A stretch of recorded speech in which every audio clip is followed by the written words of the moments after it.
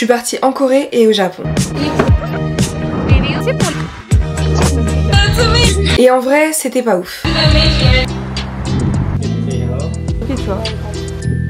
Bon, en vrai, j'ai kiffé la Corée et le Japon. Mais j'ai tellement kiffé que j'en suis venue à me demander pourquoi je kiffais ma vie dans un autre pays et j'aimais pas trop celle en France. Pourtant, même si j'étais en Corée ou au Japon, je continuais à travailler et je continuais à conserver quelques habitudes comme le fait de m'occuper de mes réseaux sociaux, répondre à mes mails, travailler pour les collaborations qui étaient en cours et même continuer à étudier l'anglais. Parce que même si je suis en vacances, pour moi, il est important de ne pas mettre sa vie en pause. J'ai donc continué à étudier l'anglais avec Lingoda, un site qui permet d'apprendre l'anglais, l'espagnol, le français et l'allemand. C'est utilisé par plus de 100 000 élèves à travers le monde et on peut trouver des cours chaque jour à n'importe quelle heure.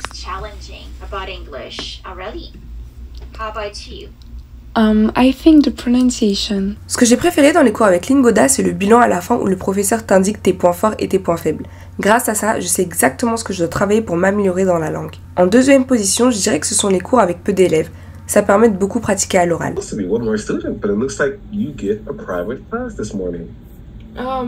Maybe he doesn't know how to log in because... Lingoda a aussi le challenge Super Sprint qui consiste à faire un cours chaque jour pendant 2 mois. C'est génial si vous voulez améliorer votre niveau en un été. Si tu réussis, tu es même remboursé à hauteur de 50%. Si tu penses que c'est trop, engage-toi dans le challenge Sprint avec 30 leçons pour 2 mois. Je pense que c'est une façon géniale d'améliorer sa grammaire et son aisance à l'oral en pratiquant chaque jour et en ayant le retour d'un professeur. Oh, really?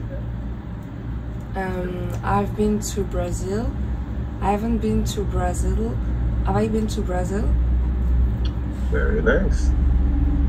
Now, talk about... À ce sujet, mon objectif en anglais c'est d'améliorer ma grammaire et je me suis rendu compte que je dois aussi améliorer ma prononciation. Ce sont donc les deux choses sur lesquelles j'aimerais me concentrer avant de reprendre les cours en LEA en septembre. Si vous voulez améliorer votre niveau d'anglais en 2 mois, cliquez sur le premier lien dans la description et utilisez mon code pour profiter de 20 € de réduction. Je me suis perdue et j'ai commencé à m'énerver parce que je me suis dit, en fait Mimi, je lui dis que je suis perdue et tout. Elle me dit demande à quelqu'un, mais attends ma star, j'ai 20 ans, il y a une carte qui s'appelle Naver, tu vas me dire que j'arrive pas à l'utiliser, ça c'est hors de question. Donc je me suis posé des questions, j'ai analysé, j'ai réfléchi et j'ai réussi à réunir 5 points qui je pense peuvent nous aider à améliorer notre vie en France. Je sais ce qui se passe sur les réseaux sociaux, j'ai vu que vous comparez la France à la souffrance, ne vous inquiétez pas. On peut quand même bien vivre dans ce pays. La première chose que j'ai à cœur de mettre en avant, c'est le fait qu'on se fiche du regard des autres.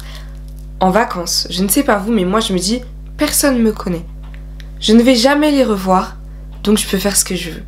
Je faisais des TikTok sur la Han River, j'avais mon téléphone comme ça, même pas, j'avais mon téléphone à l'envers pour pouvoir mettre le grand angle, me filmer beaucoup de gestes, et puis en même temps je fais mon vélo à une main, je vivais ma meilleure vie. Je pense que c'est l'un de mes meilleurs souvenirs de la Corée, mais la vérité c'est quoi? C'était juste un lac, un vélo et un téléphone pour faire des TikTok. Ce sont des choses que je peux retrouver en France et que je peux refaire en France. Qu'est-ce qui m'empêche de les reproduire ici? La peur du regard des autres. Ah mais qu'est-ce qu'ils vont dire si je suis comme ça avec mon... On s'en fiche. Eux aussi on va pas les recroiser. Et puis même s'ils nous filment, quel est le problème? Quel est le problème? J'ai envie de dire encore plus pour moi qui gagne de l'argent sur les réseaux sociaux, ma belle, t'es juste en train de travailler. Ils doivent faire des choses pour travailler, ils doivent se réveiller à telle heure, ils doivent aller à tel endroit. Toi, tu dois te filmer dans la rue, c'est tout ce qu'on te demande. Autre chose, lorsque je suis dans un restaurant, je prends des photos de ma nourriture.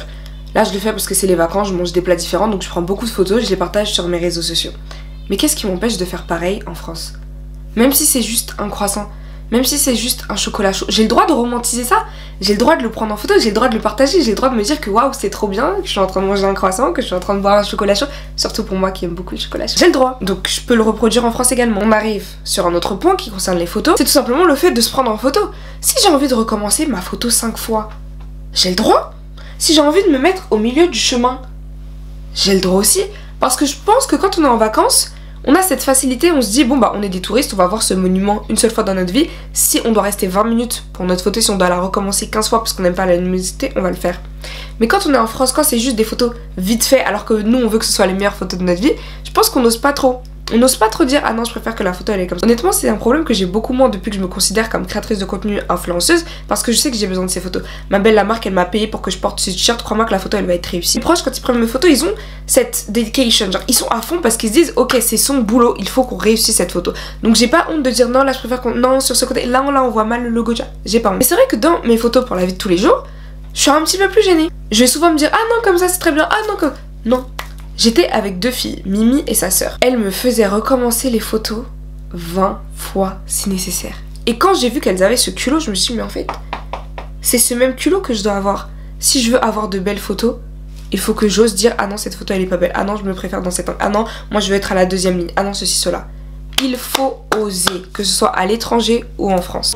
Bon les gars, j'ai un gage pour Kamel, on va voir s'il est chaud.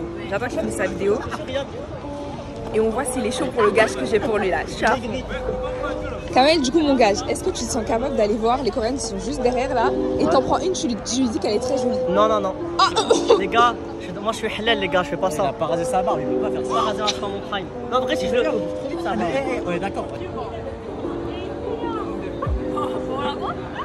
Mais vous savez, on part en vacances pour autre chose. Et j'ai noté ici 4 points. En numéro 1, on a le repos. En numéro 2, on a les activités. En numéro 3, le paysage. Et enfin, les rencontres. En effet, en France, on travaille, on a notre vie de tous les jours et on part en vacances parce qu'on a besoin de se reposer. Alors comment prendre des vraies pauses? Eh bien, tout dépendra de ce que vous faites dans la vie de tous les jours.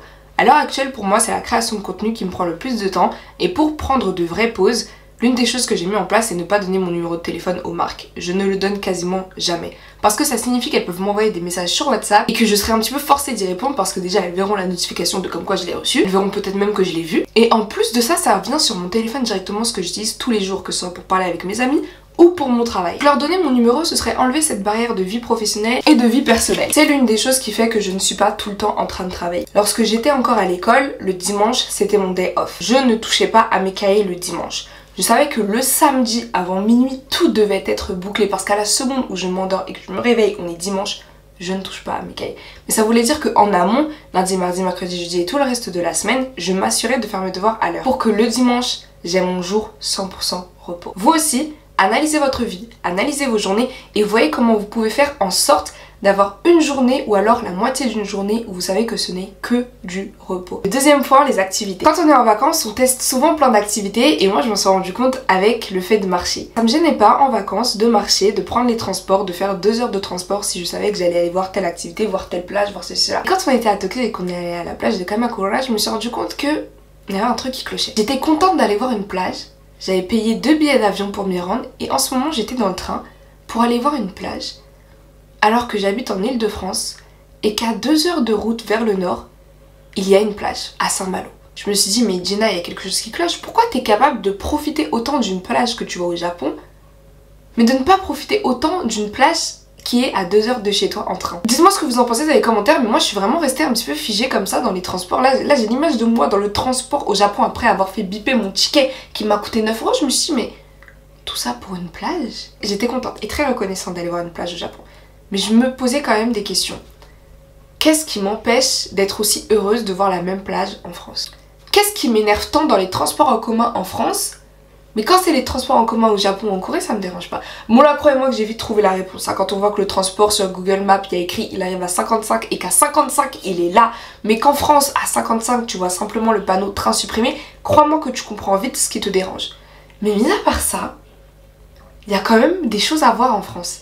Et ça nous emmène à la suite du point des activités, qui est qu'il y a aussi beaucoup de choses à faire en France. Qu'est-ce qui m'empêche de mettre la même énergie que j'ai mis en Corée ou au Japon pour aller trouver un curry japonais au lieu de me contenter d'aller dans un restaurant comme ça du coin, sous prétexte que c'est en France, j'aurai l'occasion de le voir à n'importe quel moment. Ouais mais quand? La vie est courte ma belle. Et c'est parce que la vie est courte que t'as réservé ton billet d'avion. Donc je sais très bien que tu devrais profiter des choses que t'as aussi ici en France.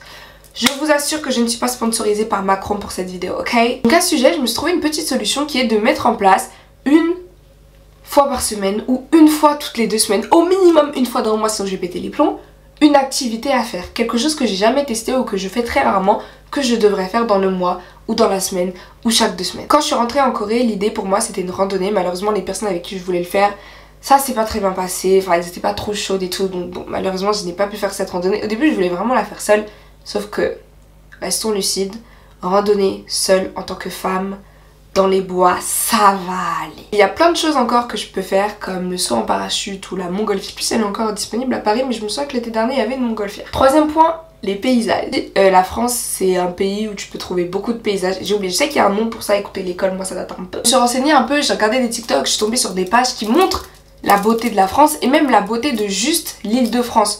juste en prenant 2-3 trains, je te retrouve dans un cadre complètement différent. Et ça, ce sont des choses maintenant que j'ai envie de voir. Si j'avais cette envie d'explorer à l'étranger, je peux avoir cette envie d'explorer dans mon pays. Oui, je suis française. Oui, oui, baguette, fromage, raclette. Quatrième point qui je pense va être un petit peu plus difficile, mais grâce à la magie des réseaux sociaux, tout est faisable, les rencontres. J'étais en Corée et je vous assure, je suis une personne sociable. Je m'en suis rendu compte récemment, il y a quelques années, mais je suis quelqu'un de sociable. C'est que j'aime faire des rencontres. Et je me suis rendu compte au moment où à chaque fois que je faisais une rencontre dans la journée, je m'empressais de le noter dans mon journal intime. Oh, il s'est passé ça, oh, telle personne m'a parlé. Il y a littéralement juste une dame au Japon qui a dit que j'étais kawaii avec mes 2 petits chignons.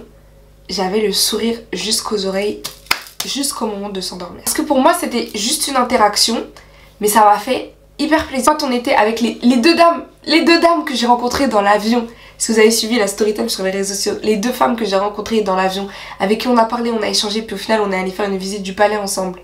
Là aussi c'est une interaction que j'ai kiffé. La visite du palais qu'on a fait ensemble et après des Turcs nous ont abordés, on a discuté, on s'est retrouvés tous les 5. Ouais, on était 5. À manger au restaurant. Ça aussi j'ai kiffé.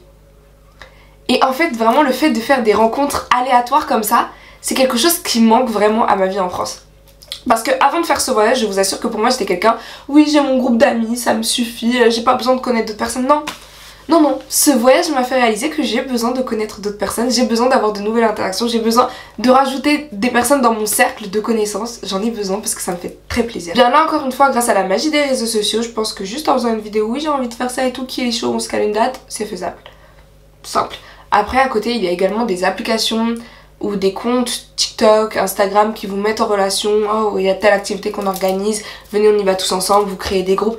Il y a ces comptes qui existent, j'ai pas les noms honnêtement, je suis vraiment désolée parce que c'est juste venu comme ça dans ma For You page, mais c'est venu dans ma For You page avant ce voyage. C'est venu quand je n'avais rien à faire. Mais maintenant que ça m'intéresse, faut que je parte à la recherche ou que moi-même je crée mes groupes avec ma communauté, pourquoi pas. Si vous êtes intéressé par une randonnée, contactez-moi sur Snap. Mon Snap c'est JennaNVRS, JennaNVRS. Ajoutez-moi, envoyez-moi un message, je suis là pour la randonnée. Ou plutôt répondez à ma story parce que si je vous ajoute pas en retour, je peux pas voir vos messages. Mais on va organiser ça. Je vous donnerai une date, si vous êtes là tant mieux, vous êtes pas là tant pis. Mais au moins qu'il y ait une personne s'il vous plaît, sinon je peux pas y aller toute seule. C'est génial de faire de nouvelles rencontres. Et je pense que c'est un bon moyen de romantiser sa vie ici. Mimi.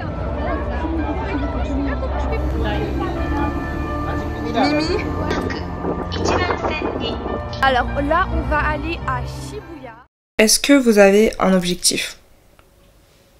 Un objectif. C'est tout ce que je demande. Peu importe l'objectif que vous avez, c'est tant mieux. Mais n'oubliez pas de vivre un petit peu au jour le jour. C'est moi qui vous dis ça, pardon population. Vous pouvez m'appeler pour me juger. Lorsque j'étais au Japon et en Corée, évidemment j'avais des choses à faire, évidemment j'avais des obligations. Et évidemment de temps en temps je ne les respectais pas.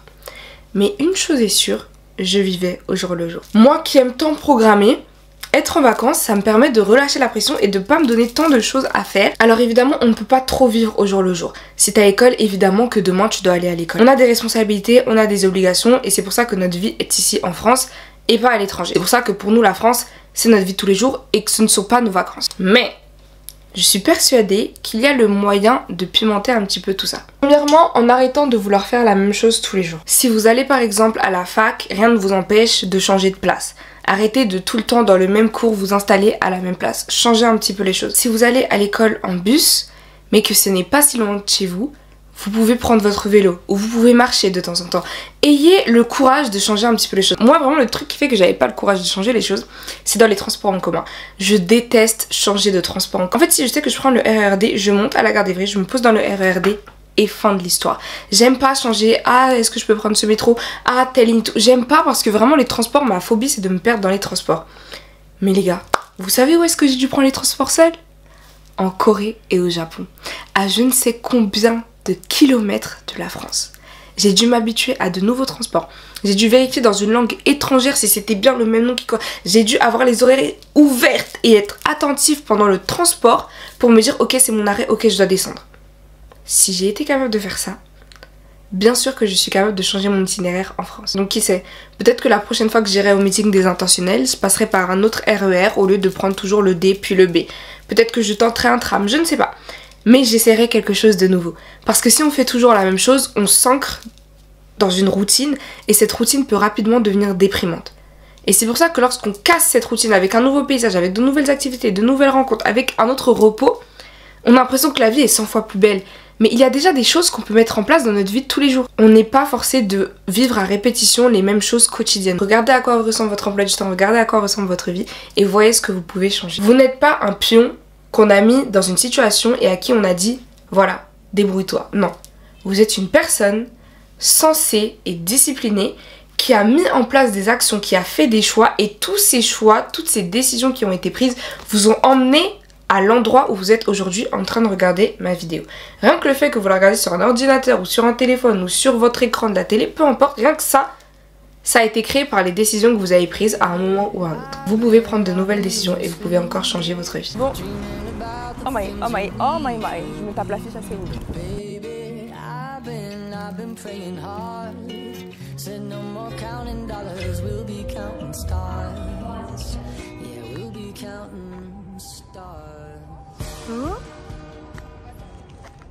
Alors, où est-ce que je veux en venir dans toute cette histoire? Est-ce que j'ose dire qu'il ne faut pas profiter de ses vacances et que c'est pas normal de préférer sa vie en vacances plutôt qu'à celle qu'on a en France? Pas du tout. J'essaie juste de vous dire qu'avant de penser à aller faire des PVT ou avant de penser à une méthode pour s'expatrier, regardons déjà ce qu'on peut faire où on est. Parce que je vous assure que la transition Corée-France, elle m'a mis une claque. Je me suis posé mille et une questions, je me suis dit bon, je sais que j'aime pas voyager longtemps parce que j'aime pas être loin de ma famille, que je suis quelqu'un qui a besoin d'être proche de ses frères, mais je peux pas rester en France. Alors que la vérité c'est que je peux rester en France pendant encore pas mal d'années. Et faut pas que je laisse ce voyage me faire croire que c'est impossible. À l'inverse, je peux changer ma manière de vivre ici pour l'apprécier un peu plus. Donc après tout ce que j'ai dit dans cette vidéo, répondez-moi dans les commentaires.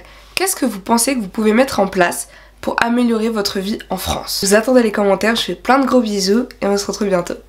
Bye!